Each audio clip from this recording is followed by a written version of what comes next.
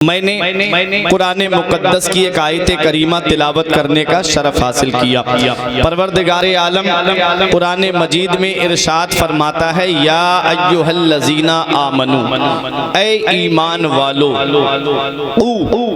बचाओ अनफुसकुम, अपने आप को, व अहलीकुम, और अपने घर वालों को, नारा जहन्नम की आग से। अल्लाह तबारक व ताला ने इस आयत करीमा में ईमान वालों को मुखातब किया कि ऐ ईमान वालों, अपने आप को भी बचाओ और अपने घर वालों को भी जहन्नम की आग से बचाओ, जिसका ईंधन इंसान और पत्थर हैं। हज़रात, तो अपने आप को बचाने का मतलब क्या है? अपने आप को बचाने का मतलब ये है कि हम शरीयत पे अमल करें। अपने आप को बचाने का मतलब ये है कि हम नमाज पंजगाना की पाबंदी करें। अपने आप को जहन्नम की आग से बचाने का मतलब ये है कि हम झूठ, दगा, फरेब, चुगली, गीबत, बदी, एक दूसरे की बुराइयों से अपने आप को महफूज रखें।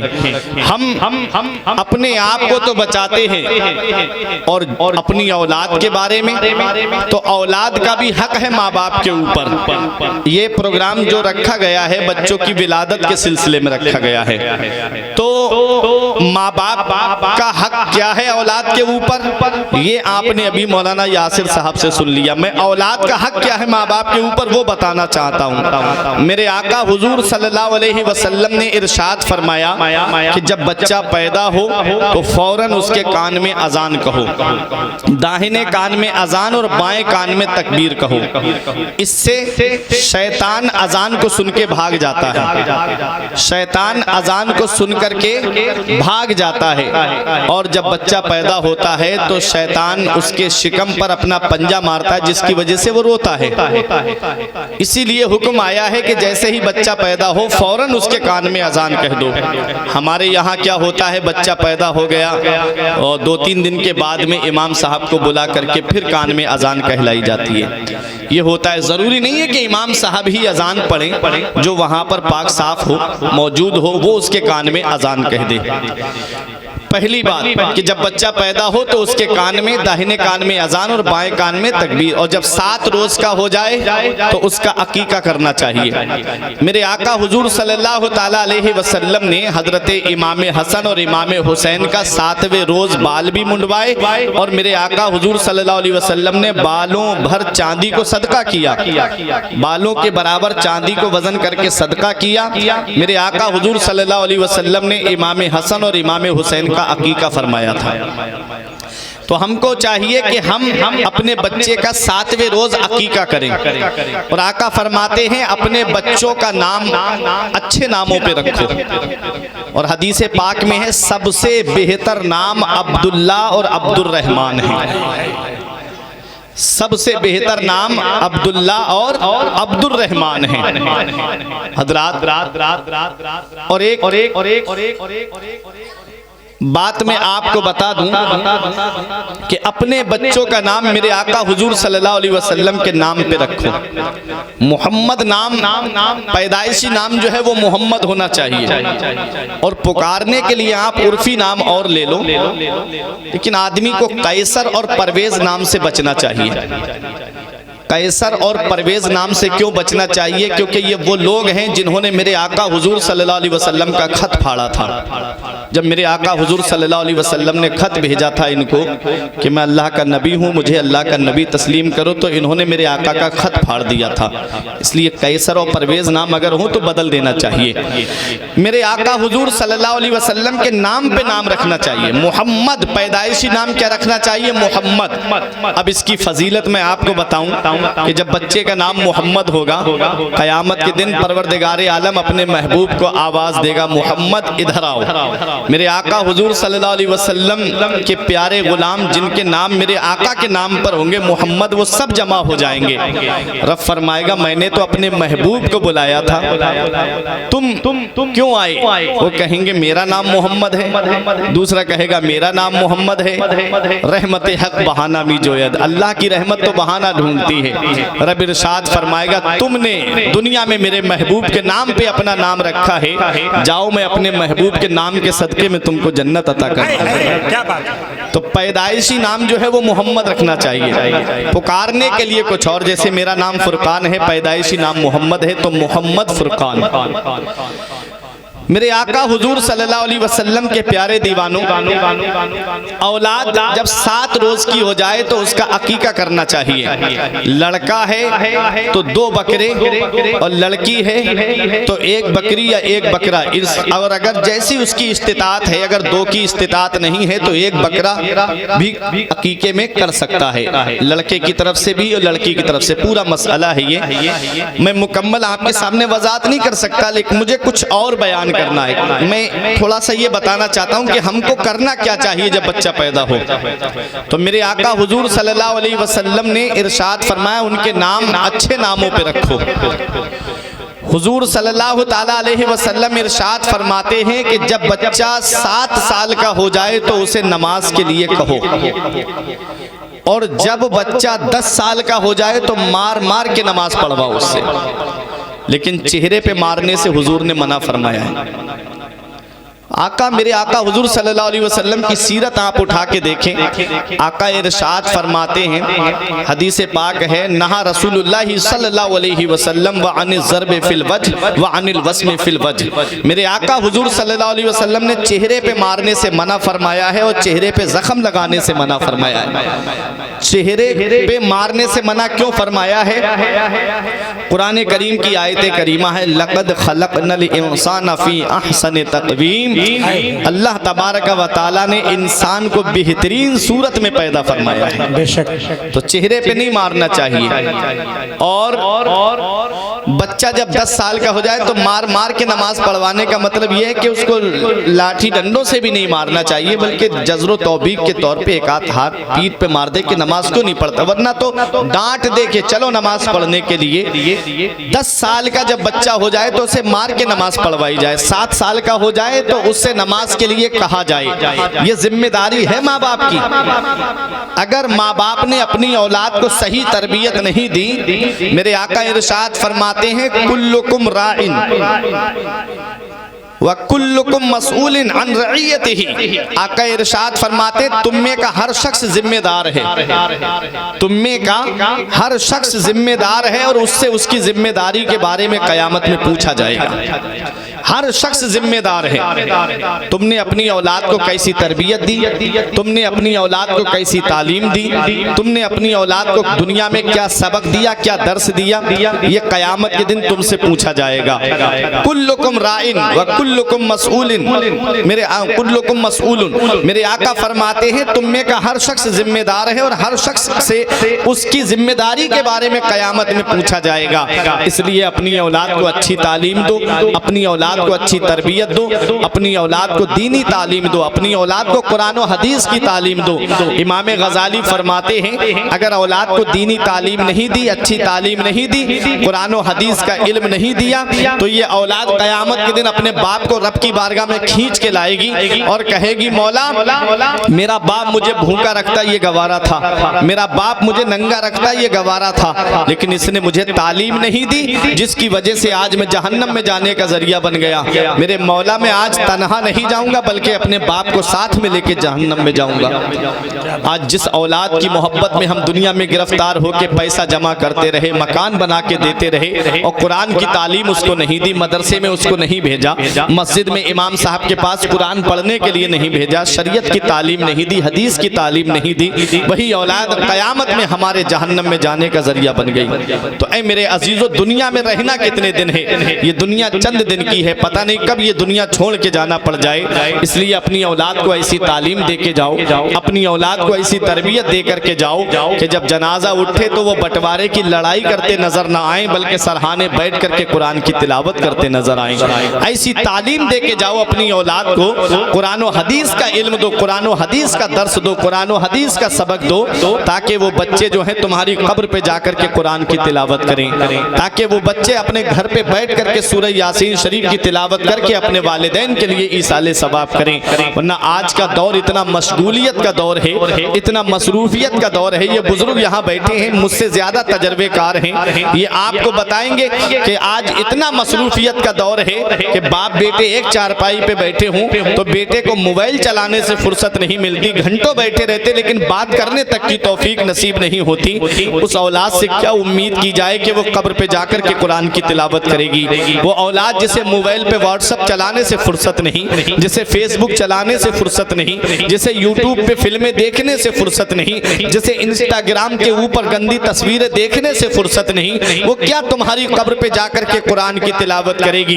इसीलिए इल्मी साहब फरमाते, पढ़ के तू कुरान को अब जमा कर ले कुछ सवाब, पढ़ के तू कुरान को अब जमा कर ले कुछ सवाब। कब्र पर फिर कौन आए फातिहा के वास्ते, काम वो कर ले प्यारे जिसके बाइस कब्र में बागे रिजवा से खुले खिड़की हवा के वास्ते। काम दोजक के किए जन्नत का है उम्मीदवार, कसरे जन्नत तो बना है पारसा के वास्ते। इसलिए ऐ मेरे अजीजों, ये दुनिया चंद दिन की है, बड़ी जल्दी ये दुनिया छोड़ करके हमको जाना है। पहले उम्रें बहुत ज्यादा होती थी, अब उम्रें कम होती आ रही हैं। हजरत मूसा अलैहिस्सलाम के दौर में एक बुढ़िया रोती हुई आई, बोली मेरे 300 साल का जवान बेटा मर गया, मुझे उसका बहुत गम है। 300 साल का जवान बेटा, बोली मुझे बहुत गम है अपने बेटे का। आपने फरमाया तेरा 300 साल का जवान बेटा मरा है तो तू गम कर रही है। एक दौर ऐसा आएगा, एक जमाना ऐसा आएगा कि लोगों की 50-60 साल की उम्र होगी और वो दुनिया से चले जाएंगे। तो उस बुढ़िया ने एक जुमला कहा था, तो क्या वो रहने के लिए घर भी बनाएंगे? तो क्या वो रहने के लिए घर भी बनाएंगे? मतलब 50-60 साल की उम्र के लिए क्या घर बनाना? आपने फरमाया वो नाती पोतों वाले होंगे। अल्लाह अकबर, ये दौर चल रहा है आज का दौर। 50-60 साल की उम्र में आदमी नाती पोते नवासा नवासी सबके चेहरे देख लेता है। ये दौर चल रहा है। कितनी कम उम्रें हो रही हैं आज के दौर में, पहले उम्रें बहुत ज्यादा होती थी। शमशान इब्ने औज इब्ने आद इब्ने अनक इब्ने इरम तो 1700 साल दुनिया में जिया, 12,000 कुंवारी लड़कियों से शादी की, 40,000 शहर उसने अपनी औलाद से बसाए थे। उसके खजाने की चाबियां 400 खच्चरों पे लादी जाती थी। जब खिराज टैक्स लेने निकलता था तो कोई सामने नहीं आता था, इतना बड़ा बादशाह था। खुदाई का दावा किया, जंगल में रास्ता भटक गया और पैर रगड़ रगड़ के जमीन पे मर गया। दुनिया वालों को यह पैगाम दे के चला गया कि न मेरी औलाद मेरे काम आई, न मेरी इतनी बड़ी सल्तनत मेरे काम आई, न मेरा माल मेरे काम आया, न मेरे वजीर मेरे काम आए, न मेरा लश्कर मेरे काम आया। इल्मी साहब कहते हैं साथ जिनके थे यहाँ लश्कर और फौजो सिपाह, बेकसाना कब्र के अंदर अकेले चल बसे, एक साथ भी न ठहरे। वादा जिनका आ गया, जी के जी में रह गए अरमान सारे।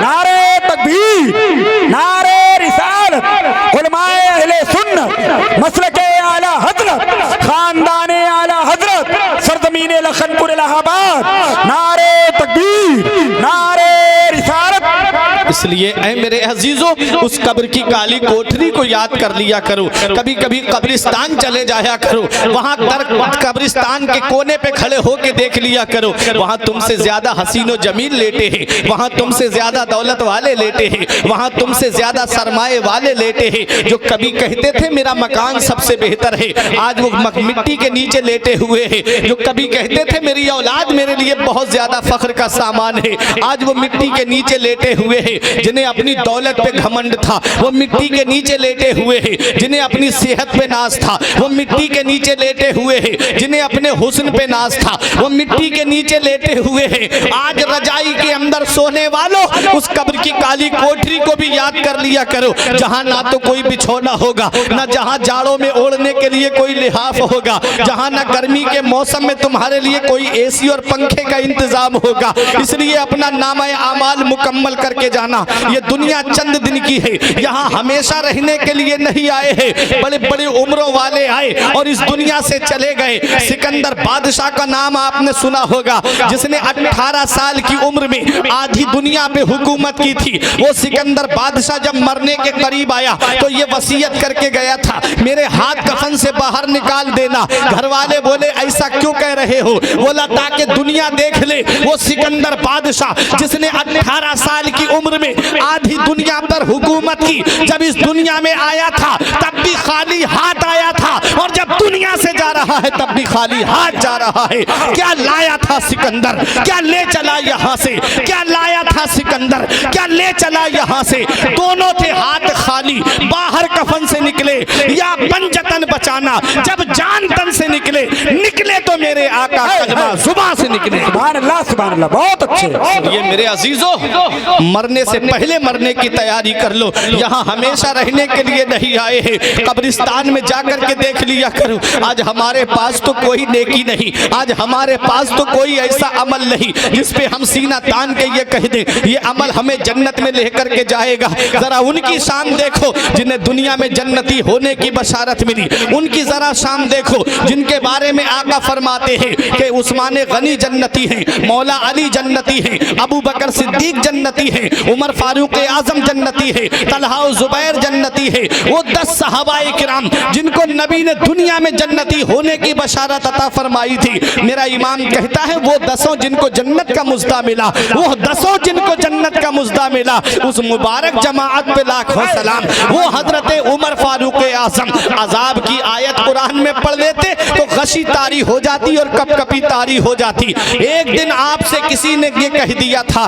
कि उमर एक दिन मरना है, इतना सुनना था उमर फारूक आजम का, तो आप उस पे नाराज नहीं हुए बल्कि उसको नौकरी पे रख लिया अपने पास में। बोले मैं तुझे तनख्वाह दिया करूंगा, बस सुबह को तुझे मुझे इतना कहना है कि उमर एक दिन मरना है, शाम को तुझे मुझे ये बताना है कि उमर एक दिन तुझे मरना है। उमर फारूक आजम के पास में वो रहता रहा और रोजाना ये कहता था। सुबह को कहता उमर एक दिन मरना है, शाम को कहता उमर एक दिन मरना है। एक दिन उमर फारूक आजम ने बुला के कहा अब आने की जरूरत नहीं है। उसने कहा हुजूर कौन सी गलती हो गई कि आप मुझे नौकरी से निकाल रहे हैं। तब आपने अपनी दाढ़ी की तरफ इशारा करके कहा था मेरी दाढ़ी में ये जो सफेद बाल देख रहा है ना, ये सफेद बाल मुझे बताने के लिए अब काफी है, अब तेरे बताने की जरूरत नहीं है। दाढ़ी के बाल सफेद पड़ गए लेकिन मस्जिद का रुख नहीं किया, सर के बाल सफेद पड़ गए मस्जिद का रुख नहीं किया। अब किस चीज का इंतजार कर रहे हो? हजरत दाऊद अलैहिस्सलाम की दोस्ती मलकुल मौत से थी, हजरत इज़राइल अलैहिस्सलाम से दोस्ती थी। मिसाल के तौर पे दोस्त दोस्त के काम आता है। जैसे मुझे अली अहमद साहब से मोहब्बत है, ये मेरे दोस्त है, ये मेरे काम आते हैं, मैं इनके काम आता हूँ। मुझे सरवर आलम भाई से मोहब्बत है, वो मेरे दोस्त हैं, मैं उनके काम आता हूँ, वो मेरे काम आते हैं। एक दोस्त वाली बात बता रहा हूँ। मलकुल मौत से हजरत दाऊद अलैहिस्सलाम की दोस्ती थी। बोले देखो तुम हमारे दोस्त हो, हम तुम्हारे दोस्त हैं, जब हमारी रूह निकालने के लिए आओ तो पहले खबर कर देना, पहले मुझे बता देना। मलकुल मौत ने कहा ठीक है, इज़राइल अलैहिस्सलाम ने कहा ठीक है, दोस्ती का हक निभाएंगे। एक दिन आ गए रूह निकालने के लिए। दाऊद अलैहिस्सलाम ने कहा तुमने बताया नहीं और मेरी रूह निकालने आ गए। बोले मैंने 3 कासिद तुम्हारे पास में भेजे थे। बोले कौन से कासिद भेजे थे? कहा कि जब तुम्हारे सर और दाढ़ी के बाल सफेद पड़ गए मेरा पहला कासिद था, और जब तुम्हारे जिस्म की हड्डी कमजोर होने लगी मेरा दूसरा कासिद था, जब बिस्तर पे आए ये मेरा तीसरा कासिद था। आज हम इस चीज पे गौर नहीं करते, बाल सफेद पड़ गए, हम ये भूल गए कि एक दिन कब्र के अंदर जाना है। जिस्म की हड्डियां कमजोर पड़ने लगी बुढ़ापे की वजह से, हम भूल गए कि हमें कब्र के अंदर जाना है। चारपाई पे आ गए, बिस्तर पे आ गए, लेकिन हम भूल गए कि हमें कब्र के अंदर जाना है। कब्रिस्तान में वो लेटे हुए हैं जो कहते थे मौलाना साहब कल से नमाज पढ़ने आएंगे, जो कहते थे मौलाना साहब जुमे से देखना नमाज पढ़ने आएंगे। जी के जी में रह गए, अरमान सारे चल बसे। आज वो कब्रिस्तान में मनो मिट्टी के नीचे लेट के अर्ज कर रहे हैं मौला एक बार दुनिया में भेज दे, कभी सजदे से सर नहीं उठाएंगे। तुम्हारे पास तो जिंदगी की सांसें मौजूद है, तुम्हारे पास तो जिंदगी की डोर चल रही है। जिस दिन ये जिंदगी की डोर कट जाएगी उस दिन कोई किसी के काम नहीं आता है। अल्लाह अकबर, तारीख बताती है। कब्रिस्तान के अंदर देखो वो जो दौलत जमा करके चले गए, वो जो मकान बना के चले गए, कीमती जवानी को दौलत जमा करने में सर्फ कर दिया, कीमती जवानी को मकान बनाने की नजर कर दिया। 1 लाख हो गए, 2 लाख हो जाएं, 2 लाख हो गए, 3 लाख हो जाएं। पैसे जमा करते करते अल्लाह कुरान में फरमाता है अल्हाकुमुत तकासुर हत्ता जुरतुमुल मकाबिर।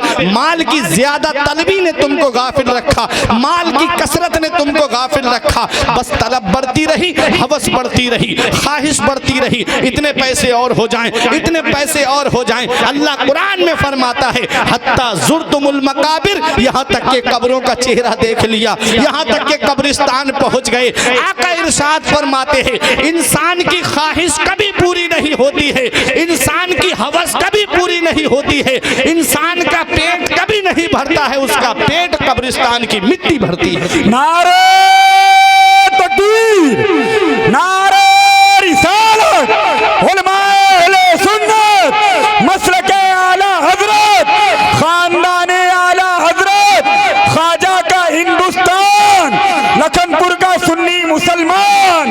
नारे तकबीर, नारे रिसालत। उस कब्र को याद कर लिया करो, उस कब्र को। अल्लाह अल्लाह। हजरत उस्मान गनी, इनके जन्नती होने में कोई शक?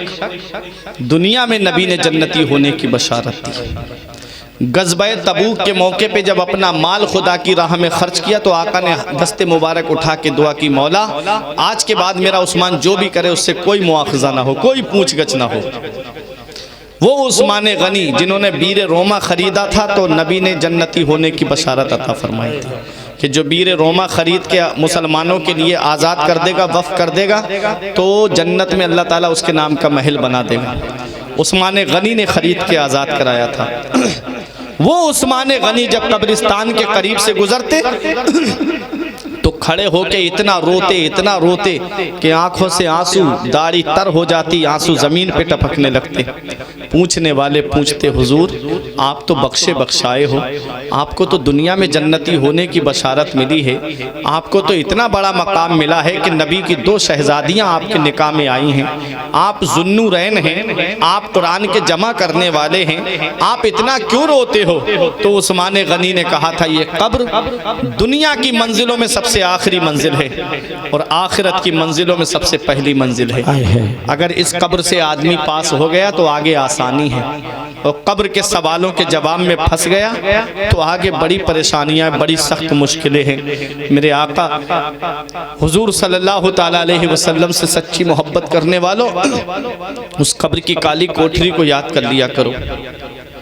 रोशनी की हमें आदत और घर तीर व तार है, क्या होना है? आज हमारे यहाँ लाइट चली जाए, अंधेरा हो जाए, हम डर जाते, घबराने लगते। एक दिन मेरे घर पे लाइट चली गई, इशा के वक्त का करीब वक्त था, तो अंधेरा हो गया, मैं डरने लगा। थोड़ा इंसानी फितरत के एतबार से डर सा महसूस हुआ, एकदम अंधेरा हो गया।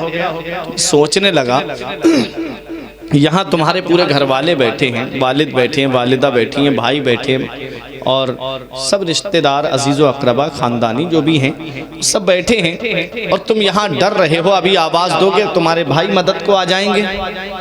कब्र की काली कोठरी को याद कर लिया करो, जहाँ बाप मनो मिट्टी के नीचे दफन करके चला आएगा, जहाँ भाई भाई को दफन करके चला आएगा, जहाँ रिश्तेदार रिश्तेदार को दफन करके चला आएगा, जहाँ पड़ोसी पड़ोसी को दफन करके चला आएगा, जहाँ पर भांजा मामू को दफन करके चला आएगा, मामू भांजे को दफन करके चला आएगा, बाप बेटे को दफन करके चला आएगा। उस काली कोठरी में कौन है जो हमारे काम आएगा? वहाँ रोशनी का हमने क्या इंतजाम किया? आज मस्जिदें हमारी वीरान हो गई, हमने सिनेमा हॉल आबाद कर दिए, हर घर को सिनेमा हॉल बना दिया। किसी के 5 बेटे हैं तो 5 बेटे अलग अलग चारपाई पे फिल्में देखते नजर आते शाम को। फिर कहते हो मौलाना साहब बरकत नहीं हो रही घर में, कमाने वाले बहुत है, पैसा बहुत आता है, इधर आता है इधर चला जाता है। जरा घर के माहौल देखो, क्या इस्लामी माहौल है? क्या कभी दिल ने ये चाहा कि एक दिन बैठ के पूरा घर कुरान की तिलावत कर ले? क्या कभी दिल में ये ख्याल आया कि बेटा फजर में उठो? आज सब लोग फजर में उठे और कुरान की फजर की नमाज पढ़ने के बाद घर में कुरान बैठ के पढ़ने लगे। कभी ऐसा चांस आया? कभी जोहर की नमाज के बाद कुरान पढ़ने की नौबत आई? हमने कुरान को इतने ऊपर ताक में रख दिया कि जहां हाथ भी नहीं पहुंचता। अल्लाह अकबर। एक शायर ने कहा था कि हाथ ताकों में सजाने के लिए ये कुरान नहीं है, हर लफ्ज को सीने में बसा लो, हर लफ्ज को सीने में बसा लो तो बने बात, ताकों में सजाने के लिए ये कुरान नहीं है। और अल्लाह मेरे रिस्क की बरकत न चली जाए, 2 रोज से घर में कोई मेहमान नहीं है। बेशक बहुत अच्छा। 2 रोज से घर में कोई मेहमान नहीं है। मेहमान का आना बरकत की निशानी है, मेहमान का आना ये बरकत की पहचान है। हमने कुरान को इतने ऊपर ताक में रख दिया है कि हमारा हाथ तक नहीं पहुंचता, उस पे गर्द जम गई। ऐसे जुजदान में हमने रख दिया कि जुजदान का कलर भी नजर नहीं आता, सिर्फ गर्द नजर आती उस पे। कुरान हमने पढ़ना छोड़ दिया, यही वजह है कि आज परेशानियों ने हमारे घरों का दरवाजा देख लिया। जब लोहे पे जंग आ जाती है तो उसे आग में डाल करके साफ किया जाता है, और जब दिल के ऊपर जंग आ जाती है तो उसे कुरान की तिलावत करके साफ किया जाता है। सुभान अल्लाह। आज जो हमारे दिल सिया हो गए ना, काले हो गए, जिसकी वजह से नमाजों में दिल नहीं लगता, हमें रोजे रखना में मजा नहीं आता, महफिलों में बैठेंगे दीनी महफिलों में तो उसमें हमें मजा नहीं आता। वजह यह है कि दिल काले हो चुके हैं, दिल सिया हो चुके हैं। उस सियाही को दूर करने के लिए हमें कुरान की तिलावत करनी है, उस सियाही को दूर करने के लिए हमें कुरान पढ़ना है। और अगर हम कुरान पढ़े हुए नहीं हैं तो कुरान की तिलावत को हमें सुनना है, सुनने से दिल की जंग दूर हो जाती है। लेकिन आज हमें इतना वक्त नहीं है ना, चौराहे पे बैठेंगे इधर उधर की बातें करने के लिए वक्त है, इधर उधर की गीबत चुगली करने के लिए वक्त है हमारे पास। फला इमाम ऐसा है, फला हाफिज जी ऐसा है, फला मौलाना ऐसा है, फला ये कर रहा है, फला ये कर रहा है, फला इलेक्शन में उठ रहा है उसे इतने वोट मिलेंगे, फला हार जाएगा, फला जीत जाएगा। बस दुनिया में हम घिर गए ऐसे, हम भूल गए कि एक दिन हमें कब्र के अंदर जाना है। हम भूल गए कि एक दिन हमको कब्र के अंदर जाके अपने नबी को अपना चेहरा दिखाना है। आज घरों के माहौल इस्लामी नहीं, आज हमारे चेहरे इस्लामी नहीं, हमारे लिबास इस्लामी नहीं। कब्र में हमें नबी को चेहरा दिखाना है, मदीने वाले मुस्तफ़ा को चेहरा दिखाना है। जहां बाप दफन करके चला आता है, जहां बेटा बाप को दफन करके चला आता है, जहां बाप बेटे को दफन करके चला आता है। इंसान के 3 साथी हैं, आका इरशाद फरमाते हैं, एक वो है जो मौत तक काम आता है, दूसरा वो है जो कब्र तक काम आता है, तीसरा वो है जो कब्र से हश्र तक काम आता है। जो मौत तक काम आता है वो उसका माल है। जब तक सांस चलती है माल से फायदा उठा सकते हो, जब तक जिंदगी की सांसें चल रही हैं तुम अपने माल से नफा उठा सकते हो। और जैसे ही सांस निकल गई, जैसे ही रूह निकल गई, माल बेकार हो गया, वो कूद के दूसरे की झोली में चला जाएगा। फिर उस माल का बंटवारा होने लगता है, फिर वो माल औलाद के दरमियान बढ़ता है, फिर वो और माल जो है खानदान के दरमियान बढ़ जाता है। याद रखो प्यारे मुसलमानों, माल की खासियत है ये कूद के दूसरे की झोली में चला जाता है, माल एक के पास नहीं रहता। चुना के दस्त बदस्त आम दस्त मुल्क बमा, शेख शादी फरमाते जैसे हाथों हाथ ये माल हमारे हाथ आया है ऐसे ही दूसरों के हाथ में चला जाता है। आज जिस घर में मैं रहता हूँ उस घर में मुझसे पहले मेरे वालिद रहते, मेरे वालिद से पहले उनके वालिद रहते, उनसे पहले उनके वालिद रहते। आओ जरा देखो, हजरते एक अल्लाह के वली है जिनको दुनिया वाले हजरते जुन्नून मिस्री के नाम से जानते हैं। बड़े पाए के बुजुर्ग गुजरे हैं जो अपने रब को हर वक्त याद करते रहते थे, अपने रब को याद करके आंसू बहाते रहते थे। अल्लाह अकबर, तारीख बताती है इन बुजुर्गों की जरा शान तो आप देखें, ये अपने रब को याद करके रोते थे, अपने रब के अजाब से डरते थे और पूरी पूरी रात इबादत में गुजार देते थे। गौसे आजम की शान ये है कि आपने 40 साल तक ईशा के वुजू से फजर की नमाज को पढ़ा है। ईशा में वुजू करते, फजर की नमाज उसी वुजू से आप अदा फरमाते थे। ऐ लखनपुर वालों, 40 साल गौसे आजम की ये पीठ बिस्तर से नहीं लगी है, रात में पूरी पूरी रात अल्लाह की इबादत करते। जरा गरीब नवाज की शान देखो, 37 साल इस हाल में गुजारे हैं कि पूरी रात अल्लाह की इबादत करते थे। इमाम आजम अबू हनीफा हर रात में 1000 नवाफिल पढ़ा करते थे। इमाम ज़ैनुल आबिदीन हर रात में 1000 नवाफिल पढ़ा करते थे। इमाम हुसैन हर रात 1000 नवाफिल पढ़ा करते थे। इमाम हसन हर रात 1000 नवाफिल पढ़ा करते थे। मेरे आका पूरी पूरी रात इबादत में गुजार दिया करते थे। आपके पाए मुबारक में भरम पड़ जाता था, पिंडलियां मुबारक शक हो जाती थी, खून टपकने लगता था। अल्लाह अकबर, ये हाल है उनका जो बख्शे बख्शाए है। नबी के सदके में कायनात को पैदा किया गया है। है, नबी के सदके में सारी दुनिया को पैदा किया गया है। वो अपने रब को इतना याद करते। अम्मी आयशा सिद्दीका कहती थी, या रसूल अल्लाह, आप इतनी इबादत क्यों करते हैं, आप तो मासूम है। तो मेरे आका फरमाते थे, आयशा क्या मैं अल्लाह का शुक्रगुजार बंदा ना बनूं, क्या मैं अपने रब का शुक्र अदा ना करूं? अल्लाह अकबर, मेरे आका अल्लाह का शुक्र अदा कर रहे हैं। सारी कायनात को नबी के सदके में पैदा किया गया है। हजरत अबू बकर इबादत कर रहे हैं, उमर फारूक आजम इबादत कर रहे हैं, उस्मान गनी रातों रात इबादत कर रहे हैं, मौला अली पूरी पूरी रात अल्लाह की इबादत कर रहे हैं। ये वो है जो बख्शे बख्शाए हैं, ये वो है जिनको दुनिया में जन्नती होने की बशारत मिली है। हमारे पास तो कोई ऐसा अमल नहीं, हमारे पास तो कोई ऐसी नेकी नहीं, फिर भी हमने मस्जिदों का रुख नहीं किया। आज ईशा देखो तो हमारी यहाँ मस्जिदें खाली नजर आती हैं, फजर में देखो तो मस्जिदें खाली नजर आती है, जोहर में देखो तो मस्जिदें खाली नजर आती है। मस्जिद के बाहर बैठ के घंटों बातें करते रहेंगे, लेकिन 10 मिनट नमाज में लगेंगे, मस्जिद के अंदर जाके अल्लाह की इबादत नहीं करेंगे। इतना याद रखना प्यारे मुसलमानों, हर एक को अपने नामे आमाल का हिसाब देना है।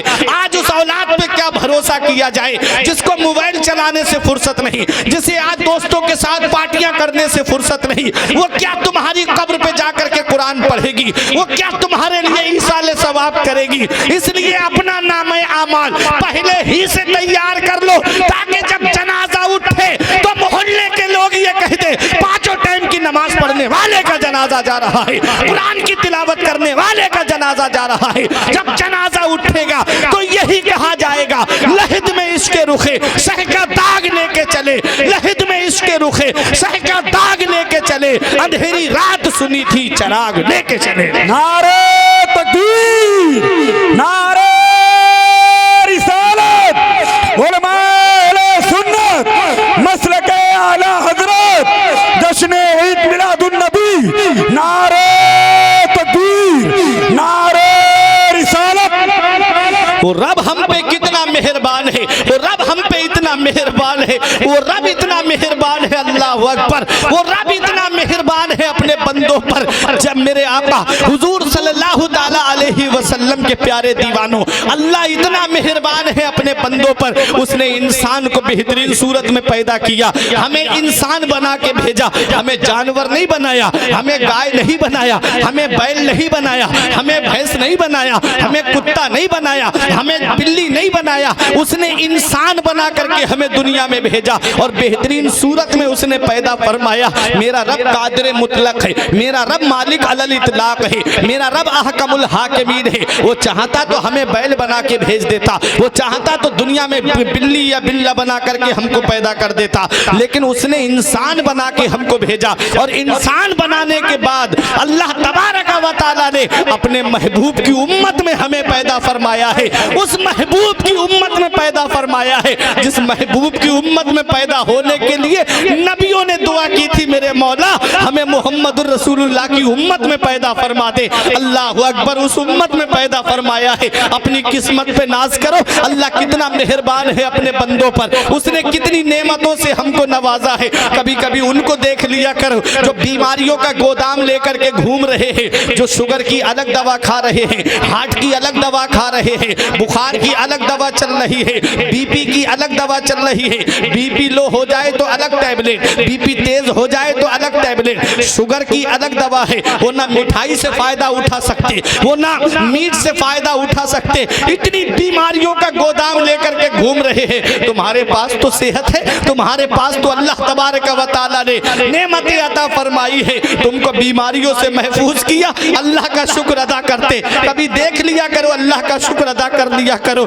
शेख सादी कहते हैं, एक दिन मेरे पैरों में चप्पल नहीं थी, मैं दमिश्क की जामा मस्जिद में गया, मैंने रब की बारगाह में शिकवा किया, मेरे मौला लोगों को तूने बड़ा माल अता किया है, बड़ी दौलत अता की है, और एक मैं हूँ कि मेरे पैर में चप्पल तक नहीं है। शेख सादी कहते हैं, जैसे ही मैं मस्जिद से बाहर निकला, मस्जिद की सीढ़ियों पे मैंने एक ऐसे आदमी को देखा जिसके दोनों पैर कटे हुए थे। कहते हैं, मैं दौड़ के मस्जिद में गया, सजदे में सर रख के कहा, मेरे मौला तेरा शुक्र है, तेरा एहसान है, तूने मुझे पैर तो सलामत दिए हैं, तूने मुझे पैर तो सलामत दिए हैं। अल्लाह अकबर। ये प्यारे मुसलमानों, अल्लाह ने आंखें सलामत दी हैं, अल्लाह ने हाथ सलामत दिए हैं, अल्लाह ने पैर सलामत दिए हैं, अल्लाह ने जुबान सलामत दी है। कभी देख लिया करो आंख की कीमत क्या है। ये अली अहमद से पूछो, तुम्हारे पास तो आंखों की बीनाई मौजूद है, अपनी जिंदगी के सबो रोज गुजारते हो, कभी बच्चों को देख लेते हो, कभी बीवी को देख लेते हो, कभी अपने भाइयों को देख लेते हो। जरा उनसे पूछो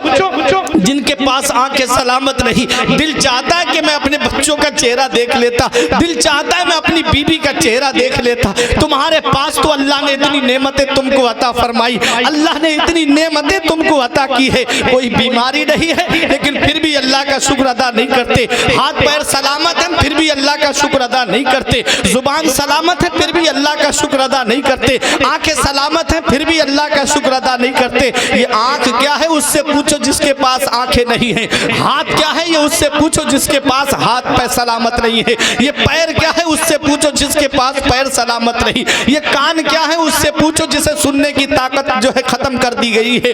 अल्लाह ने बेशुमार नेमतों से हमको नवाजा है।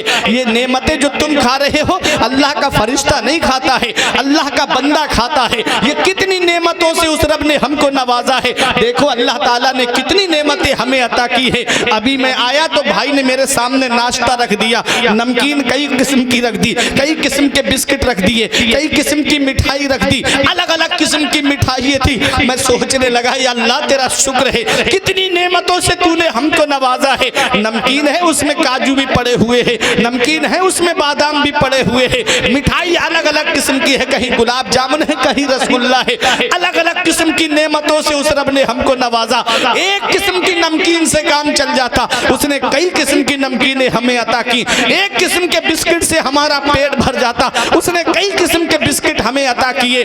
सिर्फ चावल से पेट भर जाता, लेकिन उसी चावल से बिरयानी है अपना पेट भर लो, उसी चावल से जर्दा है उससे अपना पेट भर लो, उसी चावल से सादा चावल है अपना पेट भर लो। कितने किस्म की नेमतों से उस रब ने हमें अता नवाजा है। एक किस्म की आटे से काम चल जाता, रोटी से काम चल जाता, लेकिन वो आटा है उससे आप बर्गर भी खाते हो, उससे आप पिज्जा भी खाते हो, उसी आटे से समोसा भी बना के खाया जाता है, उसी आटे से जलेबी बना के खाई जाती है, उसी आटे से किस्म किस्म की चीजें बनती हैं और तैयार होती है, तुम अपने पेट को भर लेते हो। सिर्फ रोटी से काम चल जाता। जरा देखो उस रब ने कितनी नेमतों से हमें नवाजा।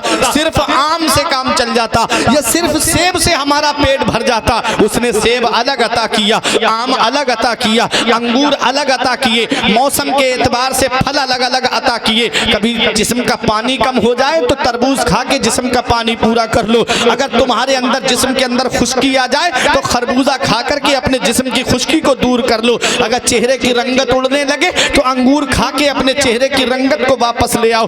कितनी किस्म की नेमतों से उस रब ने हमको नवाजा है। कभी सोच लिया करो ऐ लखनपुर के जिंदा दिल मुसलमानों, उसने सिर्फ एक किस्म के फल अता नहीं किए, कई किस्म के फल हमको अता किए हैं। और फिर अल्लाह तबारक व तआला ने कहीं बादाम अता किए, कहीं काजू अता किए, कहीं किशमिश, कहीं छुआरा, कहीं इंजीर, किस्म किस्म की नेमतों से उस रब ने हमको नवाजा है। शाम को खाना खाने बैठते हो, कई किस्म का खाना तुम्हारे सामने होता है, फिर भी हम अल्लाह का शुक्र अदा नहीं करते, फिर भी हम उस रब की बारगाह में इबादत नहीं करते, फिर भी हम उस रब की बारगाह में नहीं झुकते। ए मेरे प्यारे मुसलमानों, तुम अल्लाह का शुक्र अदा करोगे, अल्लाह तुम्हारी नेमत को बढ़ा देगा। तुम अल्लाह का शुक्र अदा करोगे, अल्लाह तुम्हारी नेमत को बढ़ा देगा। हमें अल्लाह का शुक्र अदा करना है। ए अल्लाह तेरा शुक्र है, तूने मुझे नेमतों से नवाजा है। बस एक काम करना है तुमको, इस दुनिया में गुनाह नहीं करना है, इस दुनिया को गुनाह से नहीं भरना है, इस दुनिया में अय्याशी नहीं करना है,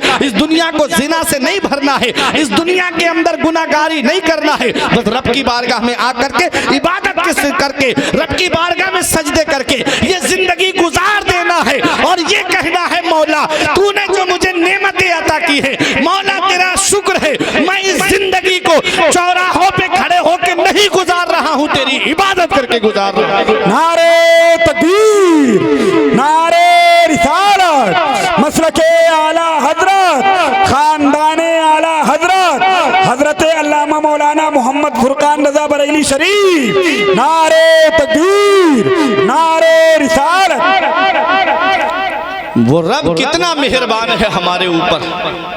सिर्फ यही नेमतें अता नहीं की उसने, माँ बाप दिए, औलाद दी। कितनी बड़ी नेमत है औलाद। उससे पूछो जो मज़ारों के चक्कर लगाते लगाते पैर की जूतियां घिस गई, फिर भी घर में चिराग जलाने वाला कोई नहीं। ये औलाद कितनी बड़ी अल्लाह की नेमत है। उससे पूछो जिसके बच्चे बचपन ही में इंतकाल कर जाते हैं, कैसी दिल पे बीतती है माँ बाप के। हमारे पास औलाद है, पूरा परिवार है, फिर भी हम अल्लाह का शुक्र अदा नहीं करते। 10 लोगों का परिवार है, कभी दिल में ये ख्याल नहीं आया कि आज बैठ के सब कुरान की तिलावत कर लें। कभी दिल में ये ख्याल नहीं आया कि चलो आज पूरी रात अल्लाह की इबादत कर लें। तुम्हें पैदा किस लिए किया अल्लाह ने? वमा खलक़तुल जिन्ना वल इंसा इल्ला लियअबुदून। रब फरमाता है हमने जिन्नात और इंसान को सिर्फ अपनी इबादत के लिए पैदा किया है। आज उसी के लिए वक्त नहीं हमारे पास, आज उसी के लिए टाइम नहीं हमारे पास। बाकी सारे कामों के लिए वक्त है हमारे कने, हमारे पास मोबाइल चलाने के लिए वक्त है, चौराहों पे बैठने के लिए वक्त है, दोस्तों के साथ पार्टी करने जाने के लिए वक्त है, सिर्फ नमाज के लिए वक्त नहीं। और सबसे पहला सवाल क़यामत में नमाज का, जो सवाल सबसे पहले उसी में ज़ीरो। क्या होगा? आला हजरत कहते हैं उनको रहम आए तो आए, वरना वो कड़ी मार है क्या होना है। छुप के लोगों से किए जिसके गुनाह, वो खबरदार है क्या होना है। मैंने बड़े बड़े नौजवानों को इस दुनिया से जाते हुए देखा, वो जिन्हें दौलत पे नाज था ना, दौलत पे घमंड था, अभी कोरोना काल में नहीं देखा, वो जो पैसे पे नाज करते थे कि मेरे पास पैसा है, पावर है, मैं हुकूमत से जुड़ा हुआ हूँ, उनका पैसा उनके काम नहीं आया। ऑक्सीजन मिलना तो बहुत दूर की बात, हॉस्पिटल में बेड तक नसीब नहीं हुआ। अभी चंद दिनों की बात है, बेड तक नसीब नहीं हुआ। सोशल मीडिया पे आपने देखा होगा, कोई चारपाई पे लेट के ऑक्सीजन चढ़वा रहा है, कोई रोड पे लेट के ऑक्सीजन चढ़वा रहा है, कोई तांगे में लेटा हुआ है उसमें ऑक्सीजन चढ़ रहा है, किसी को रक्शे के ऊपर ऑक्सीजन चढ़ रहा है। हल्का सा झटका दिया मेरे रब ने, दुनिया हिल के रह गई। बड़े बड़े डॉक्टर घुटनों के बल गिर गए, इलाज नहीं ढूंढ पाए कोरोना का। मेरे रब ने बता दिया तुम्हारे चाहने से कुछ नहीं होता है, वही होता है जो मंजूर खुदा होता है। क्या बात। उस रब की बारगाह में झुक जाओ। वो रब इतना मेहरबान है, इतना मेहरबान है कि जब एक बार बंदा कहता है या अल्लाह, तो अल्लाह 70 मरतबा फरमाता है लब्बैक या अब्दी, मेरे बंदे मैं हाजिर हूँ, मांग क्या चाहता है। एक मरतबा हम कहे या अल्लाह, मेरा रब 70 मरतबा कहता है लब्बैक या अब्दी, मेरे बंदे मैं हाजिर हूँ, बोल मांग क्या चाहता है। वो रब 70 माओं से ज्यादा प्यार करता है अपने बंदों से। आज माँ को कितनी मोहब्बत होती है, 10 मिनट के लिए बच्चा निगाहों के सामने से हट जाए तो माँ तड़प जाती है, बेचैन हो जाती है, मेरा बेटा कहाँ चला गया, मेरा लाल कहाँ चला गया। वो रब 70 माओं से ज्यादा प्यार करता है अपने बंदों से।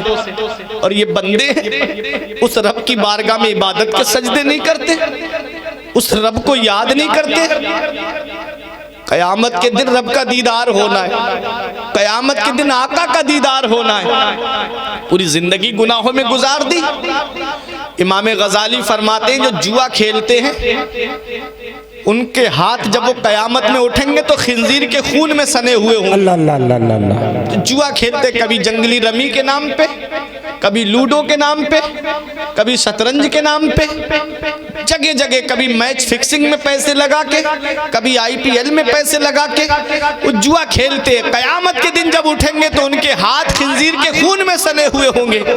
इन हाथों से गौसे आजम से मुसाफा करना है, इन हाथों से गरीब नवाज से मुसाफा करना है, इन हाथों से हुजूर मुनव्वर अली शाह से मुसाफा करना है, इन हाथों से आला हजरत से मुसाफा करना है। क्या इन हाथों से हम मुसाफा कर पाएंगे? कभी सोचा हमने?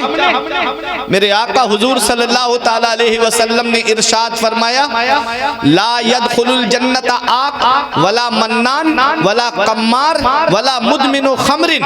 आका फरमाते हैं 4 लोग ऐसे हैं जो जन्नत में नहीं जाएंगे। यहाँ जन्नत में जाने का मतलब है दुखूल अव्वल हश्र दुखुल जैसे नेकोकार परहेजगार जन्नत में जाएंगे, वैसे ये 4 लोग डायरेक्ट जन्नत में नहीं जाएंगे। पहले अपने गुनाहों की सजा जहन्नम में भुगतेंगे, फिर उसके बाद किसी की सिफारिश से जाएंगे अगर ईमान सलामत है तो। 4 लोग कौन है? पहला मेरे आका फरमाते हैं आप जो माँ बाप को सताता है, जो माँ बाप के ऊपर जुल्म और सितम करता है, मेरे आका फरमाते हैं वो जन्नत में नहीं जाएगा। दूसरा मेरे आका फरमाते हैं मन्नान, एहसान जताने वाला, एहसान करके एहसान जता दे, उसको भी कयामत में उसकी सजा मिलेगी। आके फरमाते मेरे आका वला कम्मार, और जुआ खेलने वाला जन्नत में नहीं जाएगा। और दुनिया में हम पैसे खर्च करते हैं राह खुदा में ताकि जन्नत में चले जाएं, नमाज पढ़ते हैं ताकि जन्नत में चले जाएं, जलसे में आते हैं ताकि अल्लाह बख्श दे जन्नत में चले जाएं, और कुरान की तिलावत करते हैं ताकि जन्नत में चले जाएं। और जो जुआ खेलते हैं वो किस मुंह से ये नियत या इरादा कर सकते हैं कि हम जन्नत में चले जाएंगे? तो जन्नत में जुआ खेलने वाला नहीं जाएगा। वला मुदमिनो खमरिन, और जो शराब का आदी है, जो शराब पीता है, वो भी जन्नत में नहीं जाएगा। आका फरमाते जो एक मर्तबा शराब पी ले, एक घूंट, तो अल्लाह ताला 40 दिन की नमाजें उसकी कबूल नहीं फरमाता है। नुज़हतुल मजालिस के अंदर लिखा है, और 40 दिन के बाद फिर शराब पी ले तो फिर अल्लाह 40 दिन की नमाजें कबूल नहीं फरमाता है। शराब पीने वाले का चेहरा दुनिया ही में सिया हो जाता है, काला हो जाता है। आप देख लेना, चेहरा काला पड़ने लगता है। शराबी को जब कब्र में दफन कर दिया जाता है तो आका ने कसम खा के इरशाद फरमाया, कसम है उस जात की जिसके कब्जे में मोहम्मद की जान है। तुम शराबी को कब्र में दफन करके आते हो, उसका चेहरा काबे की तरफ करके आते हो। आका फरमाते हैं कसम है उस जात की जिसके कब्जे में मोहम्मद की जान है, तुम शराबी की कब्र खोल के देख लेना, अल्लाह उसका चेहरा काबे से फेर देता है। अल्लाह अकबर। कौन है जो कब्र में काम आएगा? कौन है जो कब्र में हमारे काम आएगा? 400-500 रुपए की मजदूरी की, शराब के पैक में उड़ा दिए, घर में बेटियां शादी के लिए बैठी हैं, बहनें शादी के लिए बैठी हैं, बेटियों और बहनों के बालों में चांदी उतर आई, बाल सफेद पड़ने लगे, बीवी एक एक पैसे को दुखी बैठी है, परेशान बैठी है। ये साहब हैं कि दोस्तों के साथ शराब में पैक लगा के पैसे उड़ा के चले आ रहे हैं। क्या हिसाब नहीं देना है कयामत के दिन? क्या इसका जवाब नहीं देना कयामत के दिन? मेरे आका हुजूर सल्लल्लाहु अलैहि वसल्लम इरशाद फरमाते हैं जो अपने घर वालों पे खर्च करता है अल्लाह ताला उसको सदका करने का सवाब अता फरमाता है। जो अपने बीबी बच्चों पे पैसे खर्च किए जाते हैं खाने पीने में, वो पैसे भी सदका हैं। और ये साहब हैं कि घर वाले परेशान हैं और जुए में पैसे लुटा के चले आए, शराब में पैसे लुटा के चले आए। ये दुनिया चंद दिन की है, इसी तरह से तुम चले गए, बीवी बच्चे एक एक पैसे के लिए दुखी हो गए, परेशान हो गए। अल्लाह अकबर। दुनिया में हमेशा नहीं रहना है, ये चंद दिन की दुनिया है, इसलिए इस हाल में जिंदगी गुजार के जाओ कि तुम्हारा रब तुमसे राजी हो, तुम्हारा रसूल तुमसे राजी हो। इस तरह से जब दुनिया से जाओगे और जब जनाजा उठेगा तो मोहल्ले के लोग कह देंगे बड़े नेक और परहेजगार का जनाजा जा रहा है, नाते सुनने वाले का जनाजा जा रहा है, कुरान की तिलावत सुनने वाले का जनाजा जा रहा है। कहीं ऐसा ना हो कि लोग ये कह दें कि पूरे पूरे दिन फिल्में देखता था उसका जनाजा जा रहा है। कहीं ऐसा ना हो कि लोग कह दें कि गाने पूरे पूरे दिन सुनता था उसका जनाजा जा रहा है।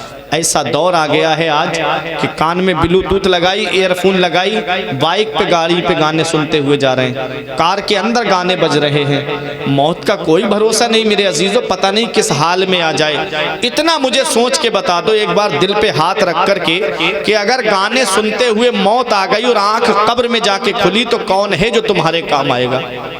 भाई तो ले जाके दफन कर देगा मिट्टी के नीचे, बाप बेटे को उठाएगा मिट्टी के नीचे दफन कर देगा, दोस्त बस थोड़ा सा आंसू बहाएंगे, चारपाई उठाएंगे, कब्रिस्तान ले जाके मिट्टी के नीचे दफन कर देंगे। गाने सुनते सुनते मौत आ गई और आंख कब्र में जाके खुली तो कौन है जो तुम्हारे काम आएगा? इसलिए उस रब से डरो, इन्ना बत्श रब्बिका लशदीद, तेरे रब की पकड़ बहुत सख्त है। जब अल्लाह पकड़ता है तो कोई छुड़ाने वाला नसीब नहीं होता। ये दुनिया चंद दिन की है, कोई यहाँ किसी किसी के काम नहीं आता। और क़यामत के दिन वला तज़िरु वाज़िरतुन विज़रा उख़रा, क़यामत में कोई जान किसी का बोझ नहीं उठाएगी, सबको अपना अपना हिसाब देना है। तो जब बाप को अपना हिसाब देना है, बेटे को अपना हिसाब देना है, भाई को अपना हिसाब देना है, तो क्यों ना ये जिंदगी इस हाल में गुजार दी जाए कि हमसे हमारा रब राजी हो, रसूल राजी हो। सुभान अल्लाह, अल्लाह राजी होगा, उसका रसूल राजी होगा, तो दुनिया में भी आराम से रहोगे, कब्र में भी आराम से रहोगे, और मैदान महशर में जन्नत की बहारें तुम्हारे लिए होंगी। तो इसलिए इस जिंदगी को इस हाल में गुजार के जाओ कि तुम्हारा रब तुमसे राजी हो। अल्लाह कुरान में फरमाता, या अय्युहल्लज़ीना आमनू, ऐ ईमान वालों अपने आप को बचाओ और अपने घर वालों को बचाओ जहन्नम की आग से। एक बात मुझे बताओ, अगर घर के अंदर आग लग जाए और बेटा बिस्तर पे आराम से सोता हो, तो क्या तुम अपने बेटे को दुनिया में जलता हुआ देख सकते हो? क्या तुम्हारा ये ज़मीर गवारा करेगा कि बच्चा निगाहों के सामने जल जाए? क्या तुम्हारा ये दिल गवारा करेगा कि बेटा जो है आंखों के सामने जल जाए? नहीं गवारा करेगा। तो फिर जहन्नम की आग में उसे जलता हुआ कैसे देख सकते हो? फिर जहन्नम की आग में उसे जलता हुआ कैसे देख सकते हो? इसलिए दुनिया में अपनी औलाद को ऐसी तालीम दो, ऐसी तरबियत दो, ताकि वो खुद भी जन्नत में जाए और तुम्हें भी अपने साथ जन्नत में लेकर के जाए। दीनी तालीम दो अपनी औलाद को, कुरान की तालीम दो अपनी औलाद को, हदीस की तालीम दो अपनी औलाद को।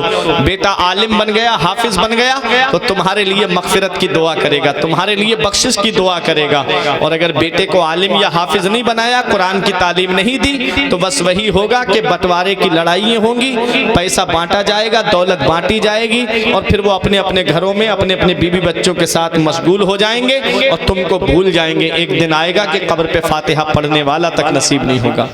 इसलिए दीनी तालीम दोगे, कुरान की तालीम उसके सीने में होगी, तो वो नमाज पढ़ेगा और ये दुआ करेगा, रब्बिजअलनी मुकीमस्सलाती व मिन ज़ुर्रियती रब्बना व तक़ब्बल दुआ रब्बना ग़फ़िरली वले वालिदैया वलिल मुमिनीना यौम यक़ूमुल हिसाब, जिसका तर्जुमा ये है, रब्बना ग़फ़िरली, हे अल्लाह मुझे बख्श दे, वले वालिदैया और मेरे माँ बाप को बख्श दे, और तमाम मोमिनीन को बख्श दे। जब ये दुआ करेगा बंदा, तो अल्लाह तबारक व तआला उसके माँ बाप को कब्र के अंदर बख्श देगा। सुभान अल्लाह। मौलाना फ़खरुद्दीन राज़ी अलैहि रहमा अपनी किताब तफसीर कबीर में लिखते हैं, सिर्फ बिस्मिल्लाह शरीफ के फ़ज़ाइल में, कि ईसा अलैहिस्सलाम एक कब्रिस्तान से गुजरे थे, तो एक जगह से गुजरे तो एक कब्र में अजाब हो रहा था। कुछ दिन के बाद वापस आए तो उसकी कब्र जो है जन्नत के बागों में से एक बाग बन गई। तो किसी ईसा अलैहिस्सलाम ने रब की बारगाह में अर्ज़ की, मौला गया था तो अजाब हो रहा था, अब इसकी कब्र में जो है रहमत नूर की बारिश हो रही है। मौला समझ में नहीं आया। तो गैब से आवाज़ आई, ए मेरे पैगंबर, जब ये मरा था तो बहुत गुनाहगार था, इसको उसके गुनाहों की सज़ा मिल रही थी, लेकिन ये अपनी बीबी की गोद में एक बच्चा छोड़ के आया था और ये कह के आया था कि मेरे बच्चे को दीनी तालीम देना, मेरे बच्चे को दीनी तालीम देना। आज वो बच्चा जब बोलने के लायक हुआ तो उसकी माँ एक आलिम के पास ले गई और कहा, मेरे बच्चे को अल्लाह का नाम सिखाओ, मेरे बच्चे को अल्लाह का नाम सिखाओ। तो आलिम साहब ने उसे बिस्मिल्लाह शरीफ पढ़ाई। तो आलिम साहब ने उस कहा कि बेटा इसे एक तरफ बैठ के याद करो। तो बच्चा एक तरफ बैठ करके याद करने लगा। तो वो रहमान रहीम रब को पुकार रहा था। रब ने फरमाया, मेरे पैगंबर, ये ज़रूर गुनाहगार था, इसको इसके गुनाहों की सज़ा मिल रही थी, मेरी रहमत ने ये गवारा नहीं किया जिसका बच्चा ज़मीन पे मुझे रहमान और रहीम पुकारे और मैं उसके बाप को यहाँ पर अजाब दूं। वो मेरा नाम जमीन पे ले रहा था, मैंने उसके बाप को यहाँ बख्श दिया। क्या शान है, अल्लाह की रहमत बहाना ढूंढती है। तो हमें अपने बच्चों को दीनी तालीम देनी है। ये बच्चों की पैदाइश के ताल्लुक से प्रोग्राम रखा गया। अब हदीस सुनो, अनफुसकुम व अहलीकुम नारा। अल्लाह तबारक व तआला ने फरमाया, अपने आप को बचाओ जहन्नम की आग से और अपने घर वालों को बचाओ जहन्नम की आग से। तो घर वालों को बचाने का मतलब क्या है? आका फरमाते हैं, अद्दिबू औलादकुम अला सलासे खिसाल, अपनी औलाद को 3 बातें सिखाओ। क्या फरमाया मेरे आका ने? अपनी औलाद को 3 बातें सिखाओ। पहले दिन जब बच्चा पैदा हो तो कान में अजान कहो, 7वां रोज हो जाए तो उसका अकीका करो, अच्छा नाम रखो, उसके बाल मुंडवाओ, बालों के बराबर चांदी सदका करो, या जो हो सके, जो पैसे हो सके वो सदका करो। और जब 7 साल का हो जाए तो नमाज के लिए कहो, जब 10 साल का हो जाए तो मार मार के नमाज पढ़वाओ।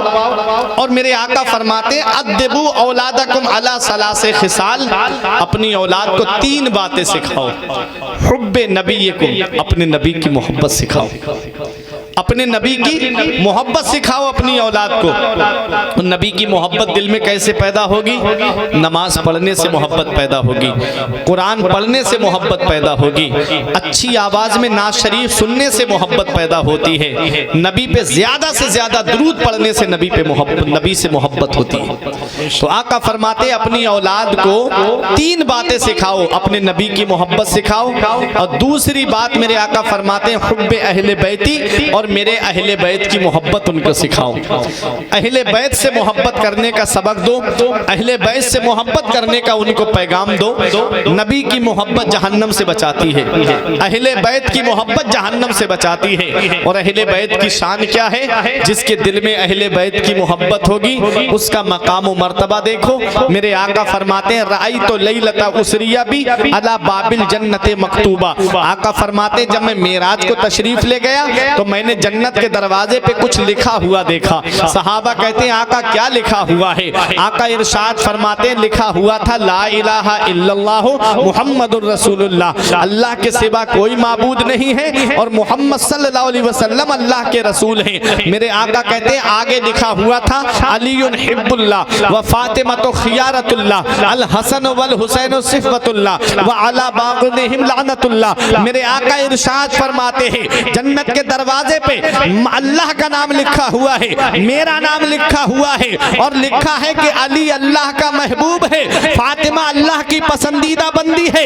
हसन और हुसैन अल्लाह के चुनीदा बंदे हैं। जन्नत के दरवाजे पर मेरे नबी का नाम लिखा है, जन्नत के दरवाजे पर मौला अली का नाम लिखा है, जन्नत के दरवाजे पर इमाम हसन और हुसैन का नाम लिखा है, जन्नत के दरवाजे पर हजरत फातिमा का नाम लिखा है। मैं हाफिज अली अहमद के घर पे जाऊं तब तक घर में दाखिल नहीं हो सकता जब तक हाफिज अली अहमद की इजाजत नहीं होगी। मैं हाफिज अतीक के घर पर जाऊं मैं तब तक घर में दाखिल नहीं हो सकता जब तक हाफिज अतीक साहब की इजाजत नहीं होगी। मैं आपके घर में जाऊं डायरेक्ट घर में नहीं जा सकता जब तक आपकी इजाजत नहीं होगी, तब तक मैं घर के अंदर दाखिल नहीं हो सकता।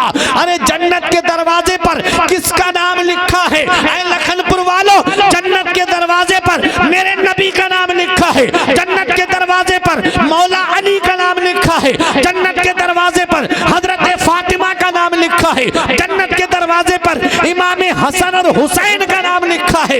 जब तक पंजतन की इजाजत नहीं होगी कोई जन्नत में दाखिल नहीं हो सकता है। नारे तकबीर, नारे रिसालत, मसलके आला हजरत, खानदाने आला हजरत हजरत अल्लामा मौलाना मोहम्मद फुरकान रजा बरेली शरीफ। नारे तकबीर, नारे रिसालत।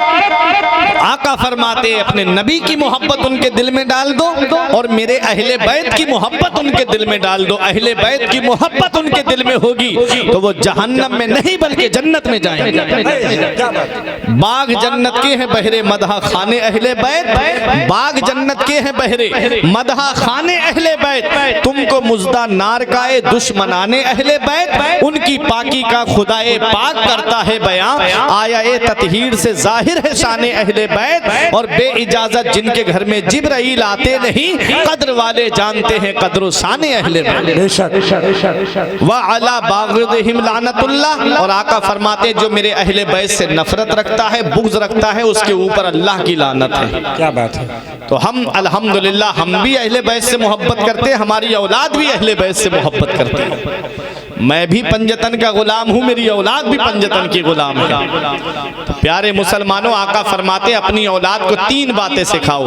अपने नबी की मोहब्बत उनके दिल में डाल दो, और अहले बैत की मोहब्बत उनके दिल में डाल दो, और तीसरी बात जो मेरे आका ने फरमाई उस पर सब अमल करना। ये एक पैगाम है, इसके बाद में अपनी तकरीर को ख़त्म कर दूंगा। आका फरमाते व क़िराअतिल कुरान, और अपनी औलाद को कुरान की तालीम दो। अपनी औलाद को कुरान की तालीम दो, अपनी औलाद को कुरान सिखाओ, अपनी औलाद को कुरान की तालीम दो। जब कुरान की तालीम उनके पास होगी, हदीस की तालीम उनके पास में होगी, तो फिर जो है वो तुम्हारे लिए ईसाले सवाब करते नजर आएंगे। फिर वो कुरान पढ़ के ईसाले सवाब करेंगे। तो अपनी औलाद को कुरान की तालीम दो, नबी की मोहब्बत उनके दिल में डाल दो, अहले बैत की मोहब्बत उनके दिल में डाल दो, और उनको कुरान की तालीम दो। कुरान की तालीम मदरसे में भेजो, मस्जिद में इमाम साहब पढ़ाते हो वहाँ पर भेजो। बच्चों को कुरान की तालीम ज़रूर दिलवाओ। बच्चे को अगर कुरान की तालीम नहीं दी, हदीस की तालीम नहीं दिलवाई, आपने दुनियावी तालीम हासिल कराई, वो आपको फ़ायदा नहीं देगी। कुरान की तालीम, हदीस की तालीम अगर होगी उसके सीने में, तो वो औलाद जो है वो मरने के बाद भी काम आएगी, और जब तक जिंदा रहोगे और उसका अज्र तुमको अल्लाह तबारक व तआला देता रहेगा। कुरान कुरान की तालीम, दीनी तालीम दो अपनी औलाद को। अल्लाह अल्लाह, आज हम अपने बच्चों को दीनी तालीम नहीं देते। आज हम अपने बच्चों को दीनी तालीम से दूर रखे हुए हैं। क्यों? इसलिए कि बच्चा हमारा आलिम बन गया या हाफिज बन गया तो दो कामों में से एक काम करेगा, या तो वो किसी मस्जिद में इमामत करेगा या मदरसे में जाकर के पढ़ाएगा। कितनी तनख्वाह मिलेगी? 5,000 6,000। उसमें भी कम से कम 8-10 लोगों के ताने, उसमें भी जो है बहुत सारी लोगों की खुराफातें, सारी चीज़ें दे बर्दाश्त करनी है, उसके बाद कहीं तनख्वाह मिलेगी। और मदरसों का हाल ऐसा हो गया है, जाके चंदा कर लाओ और अपनी तनख्वाह निकाल लो। गली गली दरवाजे दरवाजे भीख की तरह पैसे मांगो, फिर अपनी तनख्वाह निकालो, फिर उसके बाद मदरसे में बैठ के पढ़ाओ। ये हाल हो गया है प्राइवेट मदारिस का। इल्ला माशाअल्लाह, मैं सबको नहीं कहता, लेकिन है जहाँ पर आमदनी का कोई जरिया नहीं है, तो ये हाल हो गया है आज मेरे कौम के आलिमों का और हाफिजों का। यही वजह है कि अमीरों के बच्चे आपको मदरसे में पढ़ते हुए नहीं मिलेंगे, गरीबों के बच्चे मदरसे में पढ़ते हुए मिलेंगे। लेकिन अल्लाह की शान देखो, कुरान की बरकत देखो। जिसको आपने बेकार समझा, गरीब समझ करके मदरसे में भेजा, चंद साल नहीं गुजरते हैं, कुरान की ऐसी बरकत उसके सीने में होती है कि वो चंद सालों में हाफिज कुरान बनकर के मुसल्ले पे खड़ा होकर के नमाज पढ़ाता नजर आता है। चाहे कितना भी बड़ा इंजीनियर हो, डॉक्टर हो, प्रोफेसर हो, मास्टर हो, चाहे किसी भी ओहदे पे हो, लेकिन जहां इस हाफिज का कदम होता है वहां उसका सर होता है। ये मुसल्ले पे खड़े हो के नमाज पढ़ाता है, जहां इसके कदम है वहां उसका सर है। कितना बड़ा मकाम दे दिया कुरान ने, कितनी बड़ी अजमत दे दी कुरान ने, कितनी बड़ी रिफात दे दी कुरान ने। तो अपनी औलाद को दीनी तालीम दो, कुरान की तालीम सिखाओ। कुरान की तालीम जिसके सीने में होगी वो दुनिया में भी कामयाब रहेगा और आखिरत में भी कामयाब रहेगा।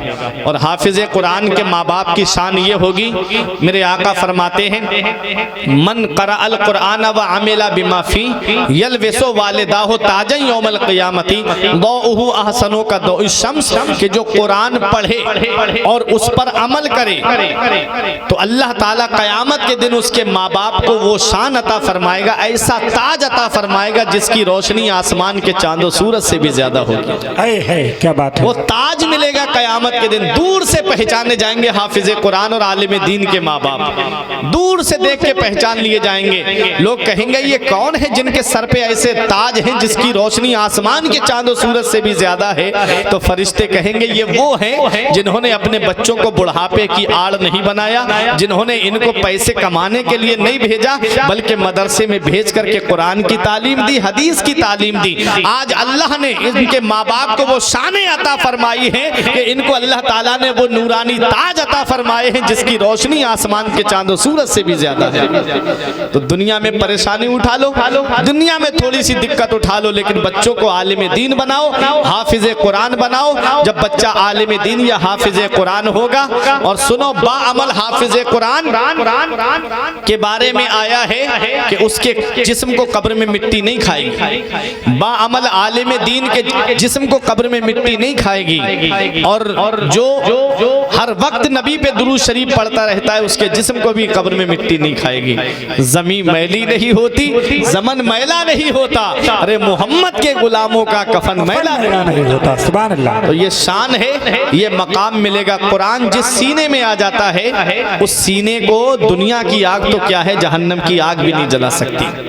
तो हमें अपने आप को भी बचाना है और अपने घर वालों को भी बचाना है। और कुरान जिस सीने में आए, आका फरमाते, मिशकात शरीफ में मैंने हदीस पढ़ा, कुरान को चमड़े में लपेट के आग में डाल दिया जाए तो उस कुरान शरीफ को आग नहीं जला सकती। अब सोचो, जब आग कुरान शरीफ जुज़दान को उसको नहीं जला सकती आग जिसमें कुरान शरीफ रखा हुआ है, तो जिस सीने में कुरान महफूज होगा उस सीने को जहन्नम की आग कैसे जला सकती है? क्या बात है। उस सीने को जहन्नम की आग कैसे जला सकती है? हाफिज रहमत अली खां हैं जिन्होंने जंगे आज़ादी में हिस्सा लिया था।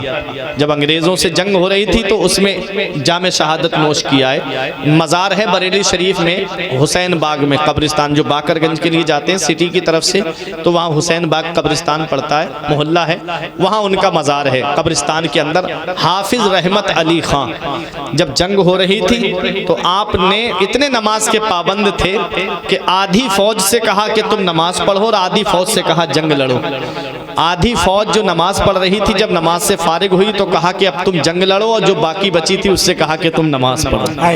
नमाज जंग के मैदान में भी आ गया ऐने लड़ाई में अगर वक्ते नमाज, किबला रूह हो के खड़ी हो गई कौमे हिजाज। अल्लाह अकबर। ये है शान अल्लाह के नेक बंदों की कि चाहे घर में हो तब भी नमाज पढ़ते हैं, मैदान जंग में हो तब भी नमाज पढ़ते हैं। आज हम ऐशो आराम में नमाज नहीं पढ़ते, आज हम सुकून में रह के नमाज नहीं पढ़ते। आज एसी हमारे कमरे में लगा है, गर्मी के मौसम में इतने ठंडे माहौल में भी हम नमाज नहीं पढ़ते। जाड़ों में गर्म हीटर का इंतजाम है फिर भी हम नमाज नहीं पढ़ते।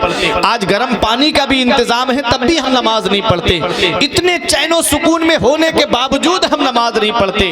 वो दौर हीटर का दौर नहीं था, वो दौर गर्म एसी का दौर नहीं था, वो दौर ठंडी एसी का दौर नहीं था, वो दौर कोई गर्म पानी या ठंडे पानी का दौर नहीं था, बल्कि वो दौर वही नॉर्मल पानी था जो नल से निकलता था। अल्लाह अकबर। उस दौर में भी ये अल्लाह के नेक बंदे रातों में उठ करके अल्लाह की इबादत करते थे। सर्दियां नहीं देखते थे, कोहरा नहीं देखते थे, ठंडक नहीं देखते थे, बस अपने रब की इबादत करना है वो ये देखते थे। और जो अपने रब को रात में तन्हाई में याद करता है, अल्लाह तबारक व तआला उस बंदे के मर्तबे को दुनिया में भी बढ़ा देता है और आखिरत में भी उसकी शान बुलंद होगी। जब दुनिया सो जाए तब उठ के रात में अपने रब को याद करना, फिर देखना तुम्हारा रब तुम्हारे ऊपर कैसे फजल की बारिश फरमाता है। आज हम शाम को सो जाएंगे और आंख खुलती है दिन के 8-9 बजे जाकर के, फिर कहते हैं बरकत नहीं हो रही मौलाना साहब। आज जो मुसलमानों के तरीके थे वो गैर मुस्लिमों ने अपना लिए। मैं जाता हूँ, जब मैं प्रोग्राम करके इलाहाबाद इलाके का जब मैं जाता हूँ स्टेशन की तरफ, तो मैं देखता हूँ रात के 3 बजे 4 बजे वो लोग रोड पे टहलते हुए नजर आते हैं, वर्जिश करते नजर आते हैं, घूमते हैं, फिटनेस बनाते नजर आते हैं। और हमारे यहाँ मुसलमानों के बच्चे सोते हुए मिलेंगे बिस्तर में आपको। रात के 2 बजे तक मोबाइल चलाएंगे, फिर उसके बाद सो जाएंगे, 9-10 बजे सो के उठेंगे। ये हाल हो गया। वो फिटनेस बना रहे, वो अपनी सेहत का राज ढूंढते फिर रहे।